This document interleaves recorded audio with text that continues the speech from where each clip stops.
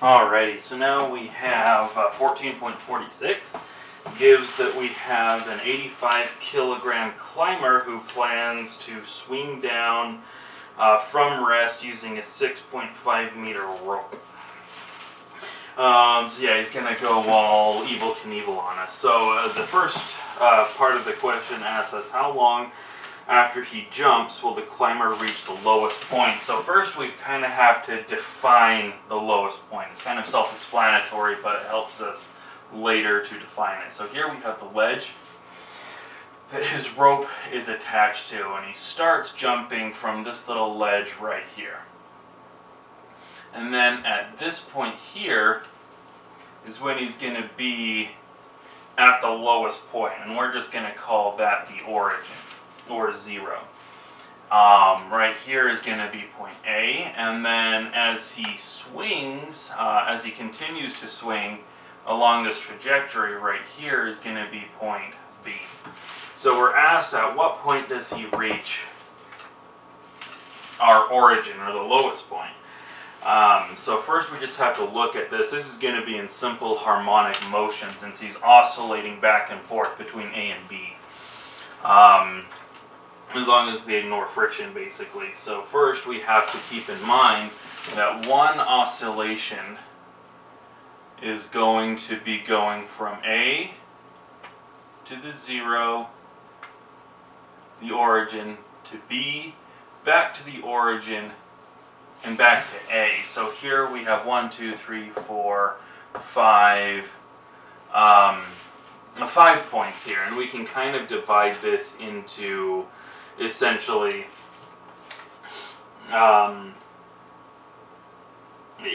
fourths, because in his motion he's actually just going to be going to 0 to B to 0 to A, since he's starting from rest here. So we can look at this whole thing here as 4 pieces to the oscillation. So we can, it's asks us to find how long does it take him to get to the first point. So we know that in our oscillation, or in our period here, the origin is going to be 1/4 of the way. So now that we've defined that,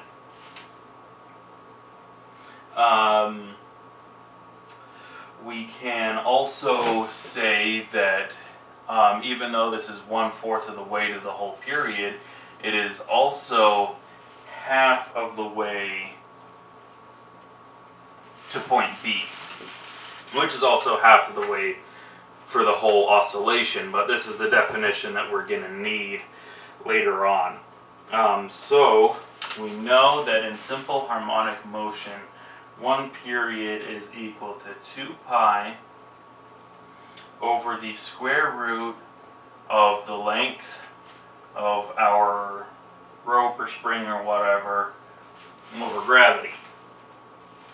And we know that the length of our rope is 6.5 meters divided by the acceleration of gravity, which is going to be 5.12 seconds. And we have it in seconds here because that's the time to one period.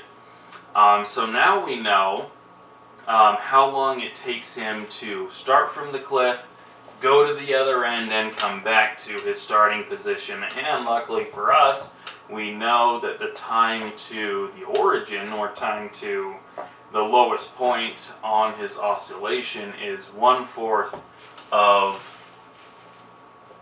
the period. So we can just, have our little thing there. We have 5.12 seconds divided by 4. And so the time it'll take him to reach the bottom is 1.3, I'm just going to round that up, seconds. And then the second part of the problem asks us, if he misses the origin, how long from the beginning will he have for a second chance? So basically it's asking us, how long will it take him to get back to the origin after he passes it? So for there, we can just say, and this is asking from the beginning, so this is going to be 3/4.